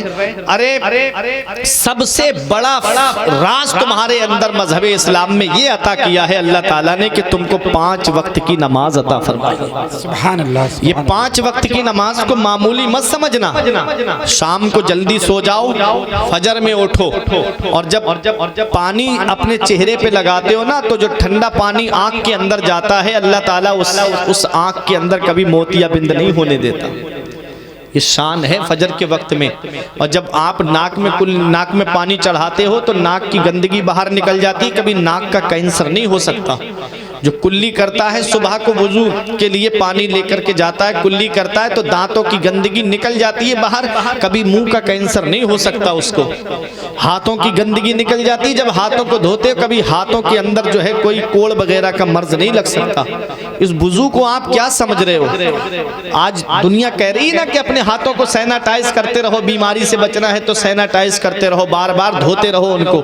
ये आज साइंस जहां आज जा रही है ना, मदीने वाले मुस्तफा ने 1450 साल पहले बता दिया था कि अगर बीमारी से बचना है तो अपने हाथों को धोते रहो, चेहरे को धोते रहो। तुम्हारे पास में मजहब इस्लाम में 5 वक्त की नमाज ऐसी है कि आप 5 वक्त की नमाज के लिए जब वुजू करोगे तो अल्लाह की इबादत भी हो जाएगी और तुम्हें कोई बीमारी भी नहीं लगेगी। सुभान अल्लाह, सुभान अल्लाह। इतनी बड़ी नेमत अल्लाह ने तुमको अता फरमाई। आज जो कहते हैं ना बार बार हाथों को धोते रहो, बार बार चेहरे को धोते रहो, पैरों को सैनिटाइज करते रहो, वुजू में क्या है, पहले हाथ धोए जाते हैं, फिर कुल्ली की जाती है, फिर नाक में पानी, फिर चेहरे को धोया जाता है, फिर अपने हाथों को धोया जाता है, मसा किया जाता है, कानों का मसा किया जाता है। ये चेहरे को सैनिटाइज, हाथों को सैनिटाइज, कानों को सैनिटाइज, पैरों को सैनिटाइज करके इंसान जो है वो बीमारी से भी बच जाता है। और जब वुजू करके मुकम्मल, जो सही तरीका है वुजू करने का, वुजू करके जब बंदा खड़ा होता है और अल्लाह का शुक्र अदा करता है और फिर अल्लाह की इबादत करता है, तो वो बीमारियों से भी बच जाता है और अल्लाह की इबादत भी हो जाती है। बेशक तुम आओ तो सही, अल्लाह तबारक व तआला ने मजहब इस्लाम में वो नेमतें हमें अता फरमाई हैं कि आप देखो, खुद बाबा रामदेव का कहना है कि अगर फिटनेस बना के रखनी है तो योगा करना पड़ेगा, योगा करना पड़ेगा, चाहे हफ्ते में एक बार ही क्यों ना करो। फिर उसके बाद कहता है मुसलमानों के पास में 5 वक्त का योगा है। सुभान अल्लाह, 5 वक्त की नमाज ऐसा है कि उसको जो 5 वक्त की नमाज पढ़ेगा उसे कोई बीमारी नहीं लग सकती। लेकिन हम नहीं पढ़ते ना, अल्लाह की इबादत नहीं करते ना, नमाज के लिए वक्त नहीं है हमारे पास में। खाया लेट गए, खाया लेट गए, बीमारियों का गोदाम बन गया हमारा पेट। पहले कभी सुनते थे बुजुर्गों से, ये आप बुजुर्ग बैठे हैं, आप बताओ मुझे, आप जब जवानी के आलम में होगे तो कहीं शुगर का नाम सुनते थे आप, कहीं हार्ट की बीमारी का नाम सुनते थे आप, कहीं किसी को कोई हो गया तो हो गया। क्यों? क्योंकि पहले आदमी उठता था सुबह को, खेतों पे जाते थे, रात के 2-2 बजे 3-3 बजे जा करके अपने खेतों में काम करते थे, मेहनत करते थे, खाया, मेहनत की, और मेहनत करने के बाद पसीना बहाया, तमाम जिस्म के अंदर जो सुस्ती होती थी वो निकल जाती थी, अल्लाह ताला बीमारियां दूर फरमा देता था। अल्लाह अकबर। ये आज खाया और लेट गए बिस्तर पे, खाया और बिस्तर पे लेट गए, बीमारियों का गोदाम बन गया हमारा पेट। अल्लाह का शुक्र अदा करो, 5 वक्त की नमाज पढ़ो। देखो कभी कभी मैं पार्क की तरफ जाता हूं तो मैं देखता हूं कोई उल्टा लेटा हुआ है, कोई अपने सर को नीचे किए हुए। मैंने पूछा ये आप क्या कर रहे हो? कहते हैं कि ये सर के ऊपर जो खून है ना वो नीचे तो आसानी से आ जाता है लेकिन ऊपर बहुत मुश्किल से चढ़ता है। तो मैंने सोचा कि यार ये हैं कि अपनी फिटनेस बनाने के लिए सर को नीचे किए हुए हैं, पैर ऊपर किए हुए हैं। अल्लाह तबारक व तआला ने ऐसी नेमत हमें नमाज की शक्ल में अता फरमाई है कि जब बंदा सजदे में जाता है, सजदा करता है, जैसे टंकी है तो नीचे से ऊपर पानी पहुंचाना बहुत मुश्किल है और ऊपर से नीचे बहुत जल्दी आ जाता है। तो सर से नीचे को तो खून आ जाता है लेकिन नीचे से ऊपर पहुंचाना बहुत मुश्किल है। नमाज में सजदे की हालत ऐसी है, उलमाए किराम फरमाते हैं कि जब बंदा सजदा करता है तो सजदा करने की हालत में उसके जो पैरों की तरफ से खून है वो दिल जो है खून का दौड़ान बेहतर हो जाता है और खून जो है वो सरों की नसों को भी, सर की नसों को भी तरोताजा कर देता है। फिर इंसान पूरा फ्रेश हो जाता है। जब हम सजदा करेंगे, जब हम नमाज पढ़ेंगे तो हम बीमारियों से भी महफूज रहेंगे और अल्लाह की इबादत भी हो जाएगी। बेशक, सुभान अल्लाह, सुभान अल्लाह। ये चेहरे की नूरानियत जो खत्म हो रही है ना, सजदा ना करने की वजह है। सजदा लंबा किया करो। 3 मरतबा तस्बीह पढ़ते हो, 7 मरतबा पढ़ो, 11 मरतबा तस्बीह पढ़ो। कहाँ जा रहे हो? अल्लाह की तस्बीह पढ़ो। सजदा लंबा करोगे तो खून का दौड़ान जो है वो सही तरीके से तुम्हारे चेहरे पर भी आ जाएगा और सर में भी पहुंच जाएगा और दिल का दौड़ान भी अच्छा हो जाएगा। हर चीज मजहब इस्लाम में है। जहां इन वैज्ञानिकों की नजर आज गई है, जहां इन साइंसदानों की नजर आज गई है, मदीने वाले मुस्तफा ने 1450 साल पहले बता दिया था कि अगर तुम वुजू करोगे तो अल्लाह तबारक व तआला की इबादत भी हो जाएगी और बीमारियों से भी हिफाजत हो जाएगी। बेशक, यहाँ ये साइंसदान आज गए, आका ने 1450 साल पहले वो नुस्खे दे दिए। आज हम अमल नहीं करते। हम अमल करेंगे तो हम बीमारियों से भी महफूज रहेंगे और अल्लाह तबारक व तआला की इबादत भी हो जाएगी। तो नमाज पढ़ने के लिए अल्लाह ने दुनिया में भेजा है, नमाज पढ़ने के लिए अल्लाह ने पैदा फरमाया है। कुरान की तालीम दोगे औलाद को, दीनी तालीम दोगे औलाद को। और एक आयत करीमा है, अल्लाह ने इरशाद फरमाया कि अपने घर वालों को नमाज का हुक्म दो, अपने घर वालों को नमाज का हुक्म दो, नमाज पढ़ने के लिए कहो। और हदीस में है, मेरे आका फरमाते कुल्लुकुम राइन व कुल्लुकुम मसऊलुन अन रइयतिही। मेरे आका फरमाते तुम में का हर शख्स जिम्मेदार है, उससे उसकी जिम्मेदारी के बारे में क़यामत में पूछा जाएगा। बाप जिम्मेदार है, फजर में उठा, सारे बेटों से कहे चलो बेटा अल्लाह की इबादत करने के लिए, वो नमाज पढ़ने नहीं गए लेकिन खुद तो बच जाओगे कि मौला मैंने उठाया था इसे क़यामत के दिन, ये तो कह दोगे।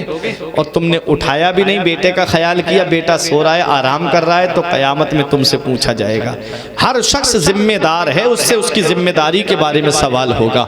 तो बेटे की पैदाइश हुई है और बेटी की पैदाइश हुई है, अल्हम्दुलिल्लाह। अल्लाह कुरान में फरमाता है यहबु लिमन यशाउ इनासों व यहबु लिमन यशाउ ज़ुकूर। अल्लाह फरमाता है अल्लाह जिसे चाहता है उसे बेटियां अता फरमाता है, अल्लाह जिसे चाहता है उसे बेटे अता फरमाता है। और युज़व्विजुहुम ज़ुकरानो व इनासा, और अल्लाह जिसे चाहता है उसे बेटे और बेटियां दोनों अता फरमाता है। और अल्लाह जिसे चाहता है उसे बांझ बना देता है। सब अल्लाह के दस्ते कुदरत में है। अल्लाह ने औलाद दी है, अल्लाह का शुक्र अदा करो, उसे अच्छी तालीम दो, अच्छे नाम रखो, दीनी नाम रखो, परहेजगार लोगों के नामों पे उनके नाम रखो, कुरान की तालीम दो उन्हें, हदीस की तालीम दिलवाओ उन्हें, ताकि ये बच्चे क़यामत के दिन तुम्हारे लिए बख्शिश का जरिया बन जाए। ये जिंदगी सवारिए, दिलशाद कीजिए, लम्हात जिंदगी के ना बर्बाद कीजिए। जब मकसद हयात इबादत खुदा की है, पढ़िए नमाज, मस्जिदें आबाद कीजिए। और सभी के सामने एक दिन जरूर आता है, ये हुस्न फानी है लेकिन गुरूर आता है। किसी क्रीम से पाउडर से कुछ नहीं होता, नमाज पढ़ने से चेहरे पे नूर आता है।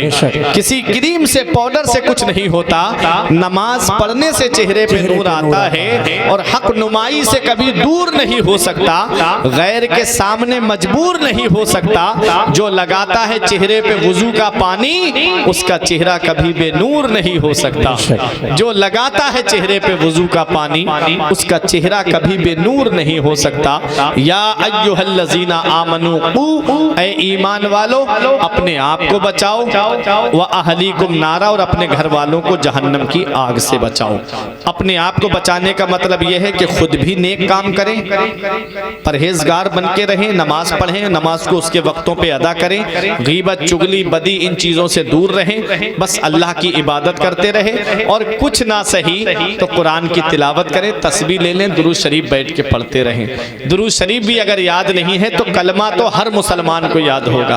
और कलमे शरीफ की फजीलत ये है कि जो 70,000 मरतबा कलमा शरीफ पढ़ कर के अपने मरहूम के लिए ईसाले सवाब कर दे, तो अल्लाह ताला कलमा शरीफ पढ़ने वाले को भी बख्श देता है, और जिसके लिए ईसाले सवाब किया अल्लाह ताला उसे भी बख्श देता है। सुभान अल्लाह। तो कलमा हर मुसलमान को याद होगा।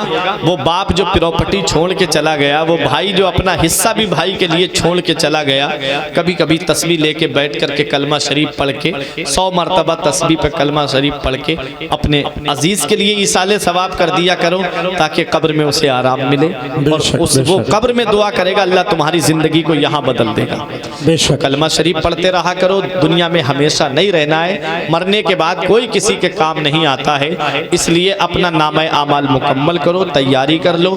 ये दुनिया चंद दिन की है, पता नहीं कब ये दुनिया छोड़ के जाना पड़ जाए। मौत से किसको रुस्तगारी है, आज उनकी तो कल हमारी बारी है।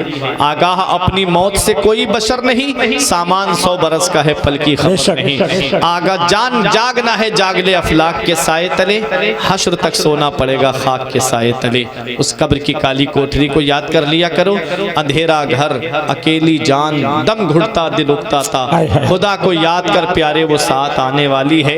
उतरते चांद ढलती चांदनी जो हो सके कर ले, अंधेरा पाक आता है ये 2 दिन की उजाली है। खुदा हम सबको अमल की तौफीक अता फरमाए। मेरे बयान करने में सबकत लिसानी की वजह से या बतकाज़ा बशरियत कोई गलती हो गई, मौला मुझे माफ़ फरमाए। अस्तगफिरुल्लाह रब्बी मिन कुल्ले ज़ंबि व अतूबु इलैह। कलमा तैयब पढ़ ले मेरे साथ मिलके, ला इलाहा इल्लल्लाहु मुहम्मदुर रसूलुल्लाह सल्लल्लाहु अलैहि वसल्लम। रही कली तो फूल खिलेंगे, ज़िंदगी बाकी रही तो फिर मिलेंगे। अस्सलाम।